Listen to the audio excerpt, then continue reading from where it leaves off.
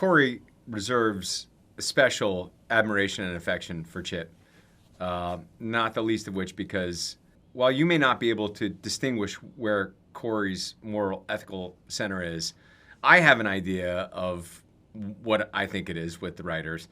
With Chip, he wears it on his sleeve, and I think Corey admires that about him, that he has that ability. He's going to risk having a heart attack in the pursuit of journalistic integrity.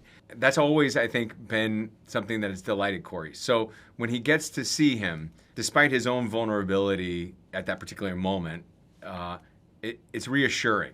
So reassuring, in fact, that he lets Chip destabilize him. Yeah, I think Chip and Corey really see each other, and they have since season one. And when you're on a show for this long, I think that the writers also suss out part of, not only how Chip and Corey feel about each other, but how Mark and Billy feel about each other, and that informs things. And we really like each other and have this affection for each other, which I think has made the relationship more interesting.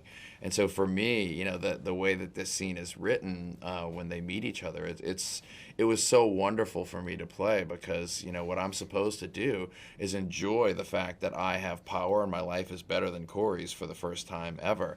And immediately when I start to lord it over him, I start to feel guilty because I can feel the vulnerability in him. So it sort of adds to the complexity of the scene. That's part of the wonders of having played these characters since 2018 and living with them for so long. There's so much history there. That's really well put.